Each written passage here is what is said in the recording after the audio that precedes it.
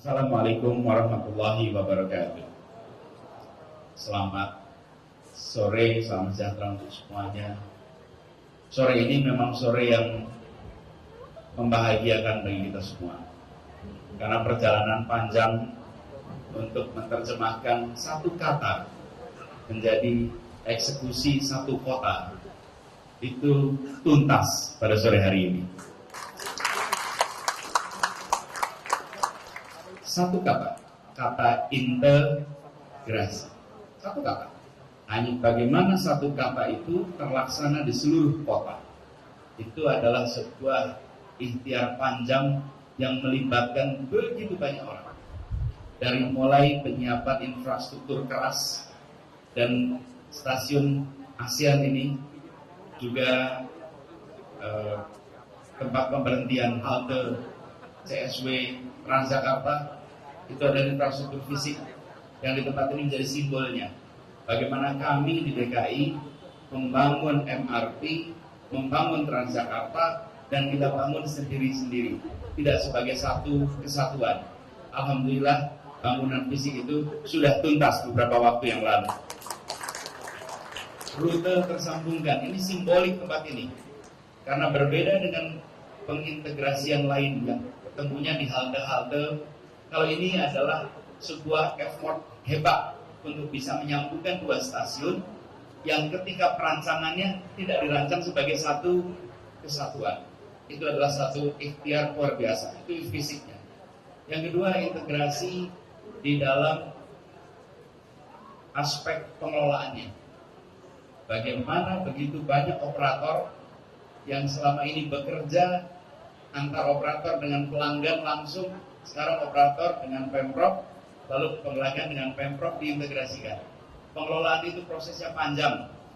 Waktu itu saya tanya pada Pak Kadisu, Pak Adriansa, berapa kali pertemuannya untuk menyepakati hitungannya. Jumlahnya 77 kali rapat untuk akhirnya ketemu kesepakatan.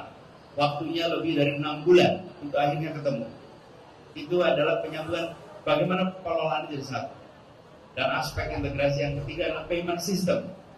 Ini prosesnya lebih panjang lagi, karena kita tidak mau hanya menyambungkan payment systemnya, tapi menggunakan teknologi terbaru untuk payment system ini. Account based ticketing. Account based ticketing. Jadi bukan sekedar kita bicara tentang integrasi sebagai kata yang kita semua paham, tapi dieksekusinya nggak komplit. Tidak, ini komplit. Perjalanannya panjang.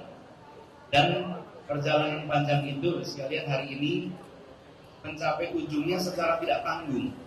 Mengapa? Karena integrasi yang kita lakukan ini, antar semua operator menjadi satu kesatuan.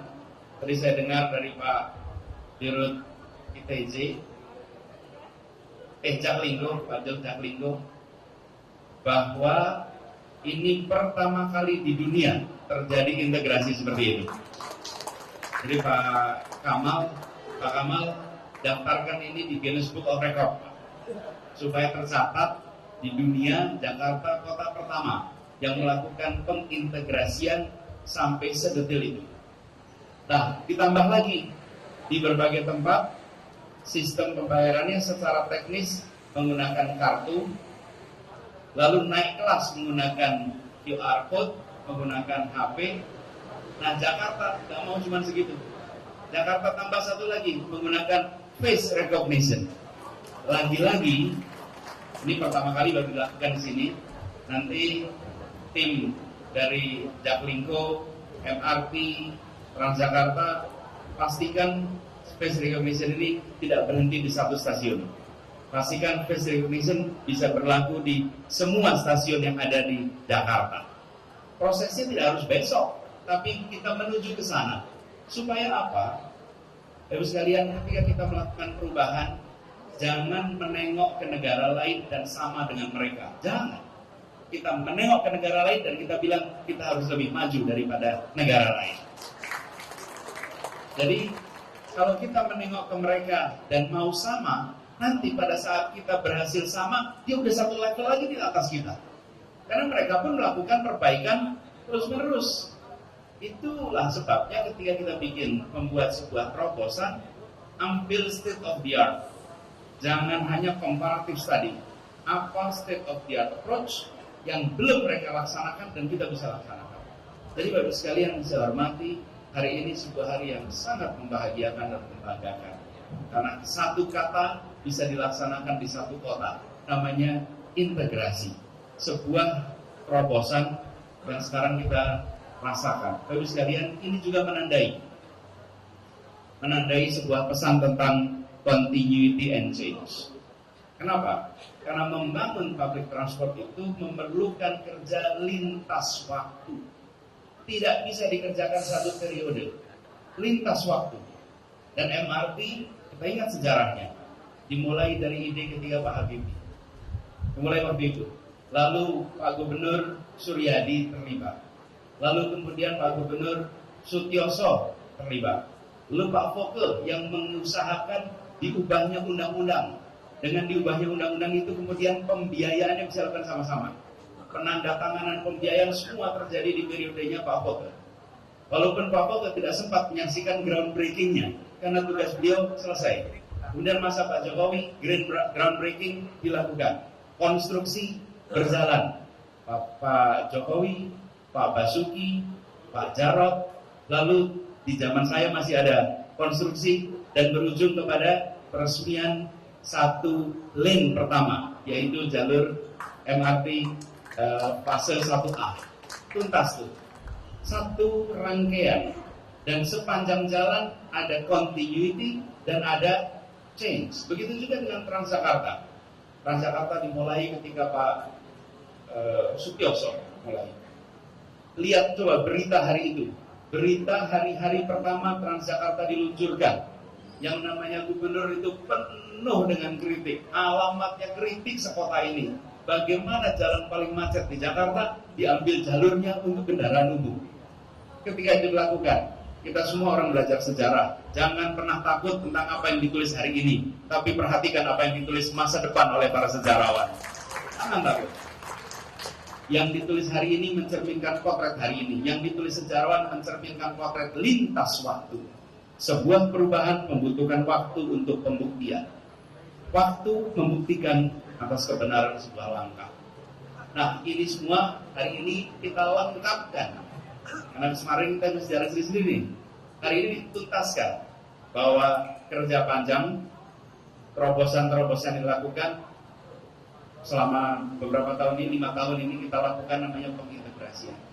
Dan saya bersyukur bahwa saya menyaksikan pengintegrasian di ujung masa tugas saya di Jakarta. Persis 1 minggu sebelum selesai. Ada kerja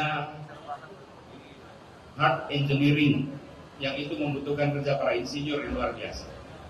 Ada kerja yang melibatkan pakar manajemen yang terkait dengan manajemennya. Dari mulai strategic management sampai technical management.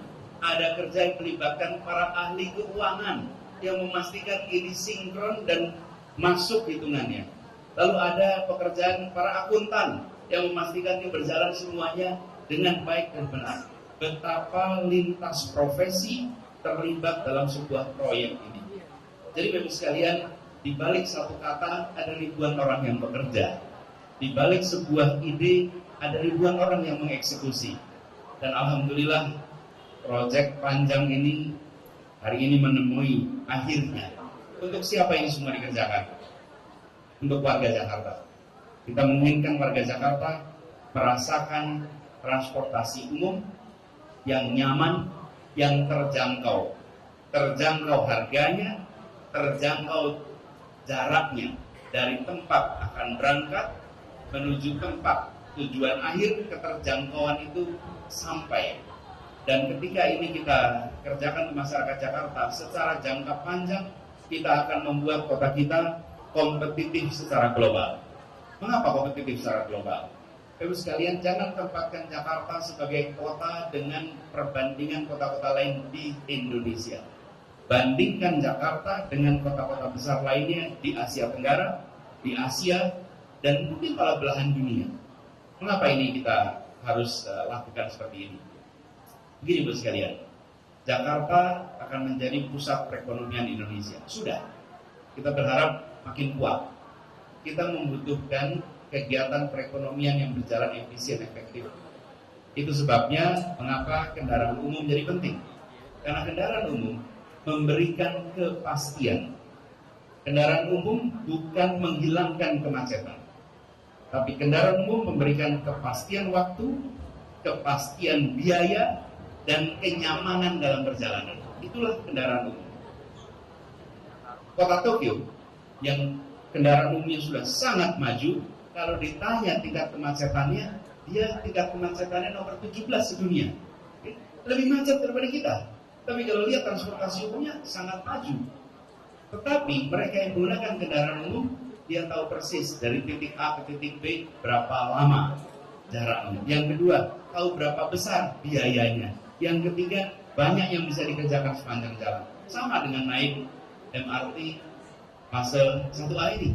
Dari Lebak Bulus sampai ke Bundaran HI, begitu naik tahu persis berapa menit sampai ke sana, berapa biayanya, dan apa yang bisa dikerjakan sepanjang jalan. Kalau naik kendaraan pribadi, satu, tidak tahu berapa lama akan sampai, boleh lihat peta, mudah-mudahan sesuai dengan peta. Yang kedua, dia tidak tahu berapa biayanya, tergantung tingkat keborosan kendaraan yang dia gunakan. Yang ketiga, selama perjalanan, dia tidak bisa melakukan kegiatan apapun, kecuali mengemudikan kendaraan pribadi. Jadi kendaraan umum membuat kegiatan perekonomian produktivitasnya meningkat.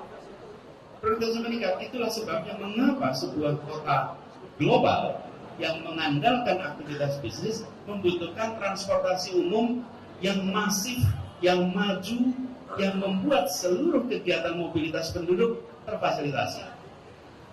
Jadi Bapak-Ibu sekalian saya hormati, yang kita lakukan hari ini itu adalah sebuah peristiwa yang bersejarah. Karena ini akan punya dampak yang luar biasa ke depannya. Dan tadi saya sempat tanya Pak Amal, dia menceritakan bahwa yang melakukan konsep seperti kita itu baru ada 4 kota di dunia. 1 London, 2 Hong Kong, 3 Singapura, dan yang keempat adalah Jakarta. So we are the first 4 in the world. 4 pertama di dunia. Teman-teman sekalian, Jakarta sudah harus berada di liga itu. Kalau liga sepak bola itu kita harus di liga itu, jangan di liga yang kedua, ketiga. Kita harus berada di liga 1. Nah, tanggung jawab untuk mengelola ini ada di tangan Bapak-Ibu sekalian.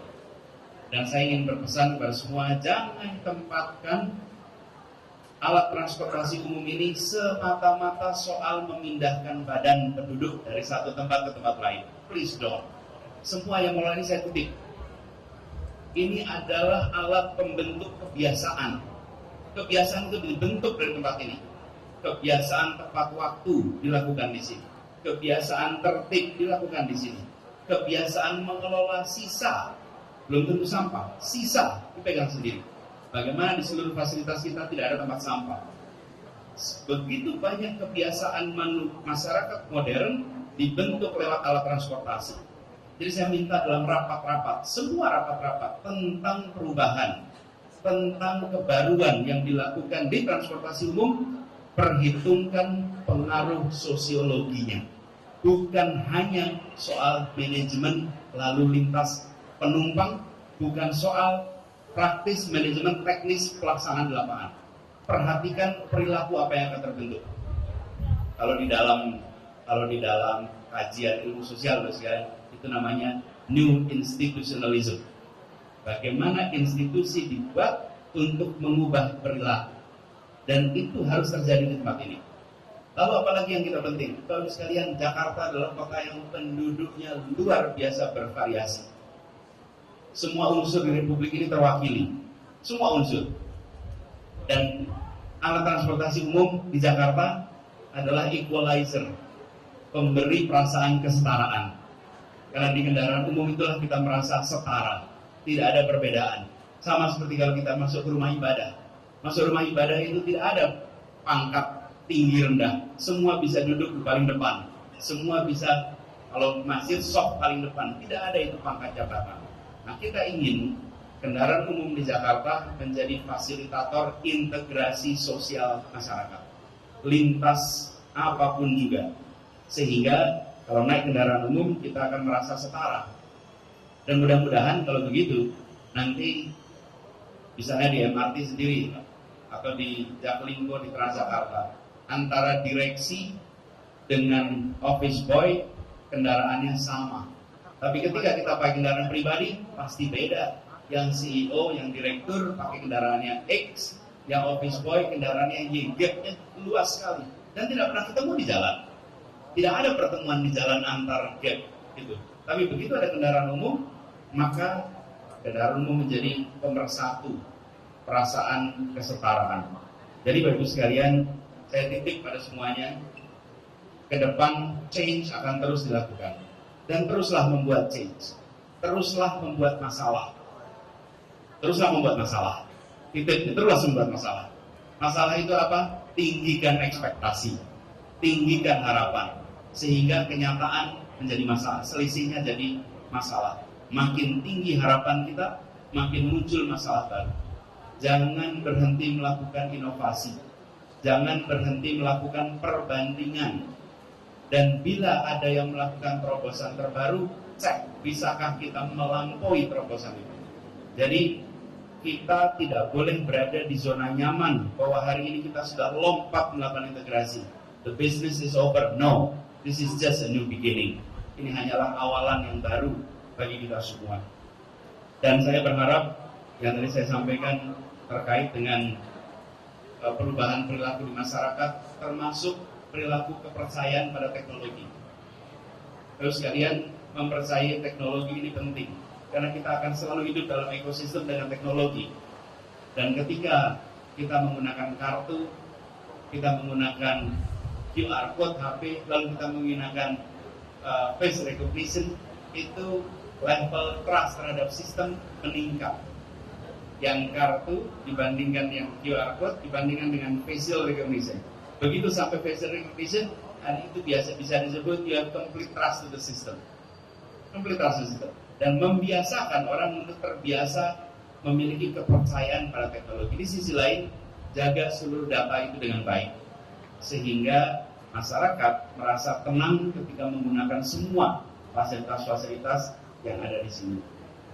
Bapak Ibu sekalian yang saya hormati, izinkan dalam kesempatan ini saya menyampaikan terima kasih, apresiasi pada semua yang terlibat, baik yang ikut di dalam upacara ini maupun mereka yang tidak sempat terundang dalam upacara ini tapi berperan. Boleh kita beri tepuk tangan sebagai tanda apresiasi kepada semua yang terlibat. Dan saya berharap ini terus kita kembangkan. Kalau perlu Bapak Ibu sekalian, selalu siapkan beberapa orang yang ditugasi untuk melakukan comparative assessment terus-menerus, sehingga kita mengalami perkembangan yang tidak pernah berhenti. Laporkan tiap 3 bulan, laporkan tiap 6 bulan, sehingga kita punya kebaruan terus-menerus. Dan saya berharap Bapak Ibu sekalian, cek tingkat kepuasan masyarakat atas yang kita layani. Saya ingin titik, ini kota global. Dulu saya pernah sampaikan di awal-awal, disebut transportasi umum di Jakarta ini sudah masuk level global atau belum. Salah satu KPI paling sederhana adalah apabila para ekspat sudah menggunakan kendaraan umum di Jakarta. Bila para ekspat menggunakan kendaraan umum di Jakarta, maka kita bisa mengatakan bahwa we are at par dengan tempat-tempat lain. Tapi selama para ekspat masih menghindari kendaraan umum, berarti kita belum at par dengan negara-negara lain. Insya Allah segera kita bisa at par dengan negara-negara lain. Termasuk menggunakan Mikrotrans. Dan Pak Ramli, ini saya cerita sedikit. Saya 2 bulan lalu ada acara di Jepang, Pak. Di Jepang, dalam dialog begini, kami menceritakan reform di transportasi. Salah seorang pesertanya acungkan tangan dan dia bilang, Pak Gubernur, saya berapa bulan lalu ke Jakarta. Kaget lihat Jakarta, karena berubah sekali. Satu, dia bisa jalan kaki. Dulu kalau ke Jakarta katanya bisa jalan kaki di tempat ini, tidak ada trotoar. Lalu lihat tempat-tempat taman-taman dia lihat. Tapi yang mengejutkan sekali adalah Dulu dia selalu naik angkot kemana-mana. Karena di orang Jepang biasa naik kendaraan umum. Dan ketika naik angkot sekarang, dia terkejut dengan sistem pembayaran pakai kartu, dan dia terkejut dengan ketersambungan dan kenyamanannya. Sampai dia putuskan untuk keliling Jakarta menggunakan angkot dan Transjakarta. Dan dia bilang itu salah satu yang terbaik, bahkan lebih baik daripada yang saya alami ketika di Jepang. Nah, yang begini-begini nih Pak, yang kita butuhkan. Kalau masyarakat kita puas, satisfaction is a function of expectation. If your expectation is low, satisfaction is easy. But if your expectation is high, satisfaction is demanding. Nah kita jangan cari yang ekspektasinya rendah untuk menjadi puas, tapi cari yang ekspektasinya tinggi. Dan disitulah sebabnya mengapa kita tantang diri kita sendiri untuk mengajak komunitas internasional di Jakarta menggunakan kendaraan umum. Kalau perlu Pak, kampanyekan ke kantor-kantor kedutaan kartu-kartu untuk pakai sebulan pertama gratis, sehingga mereka semua rame-rame mau pakai. Biar mereka merasakan. Sebagian dari mereka tahunya transportasi umum bertahun-tahun dulu ketika belum ada permajaan. Ajak mereka untuk masuk, ajak mereka untuk dalam sistem ini. Mereka nanti akan bisa menjadi asesor buat kita. Bapak sekalian, yang saya hormati, terakhir saya ingin sampaikan terima kasih. Tadi saya terkejut mendapatkan nama integrasi. Bapak sekalian, yang penting bukan soal awardnya, yang penting bahwa ini terlaksana di Jakarta dan membuat kenyamanan bagi seluruh warga Jakarta. Terima kasih atas penghargaan itu. Semoga ini menjadi bagian dari continuity change yang terus-menerus kita lakukan. Kita hormati yang pernah dikerjakan dulu, kita beri kredit pada semua yang telah bekerja di masa lalu, sambil kita bekerja untuk membuat lebih baik di masa kini dan masa depan.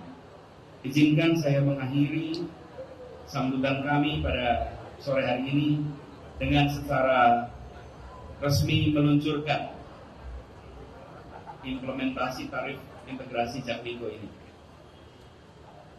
Dengan mengucap Bismillahirrahmanirrahim, pada hari ini Jumat 7 Oktober 2022, implementasi tarif integrasi Jaklingko dan peluncuran Mikrotrans AC secara resmi dinyatakan tuntas.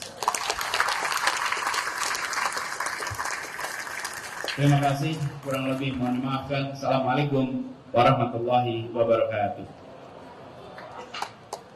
Bapak Syafrullah selaku Kepala Dinas Perhubungan akan memberikan kenang-kenangan kepada Bapak Anies Baswedan. Kamu persilakan.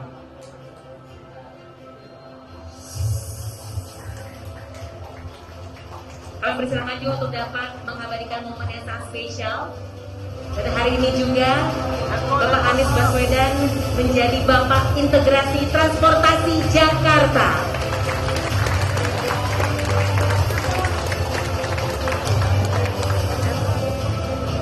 Baik, kita berikan tepuk tangan sekali lagi yang paling hangat kepada momen hari ini sebagai Bapak Anies Baswedan, Bapak Integrasi Transportasi Jakarta.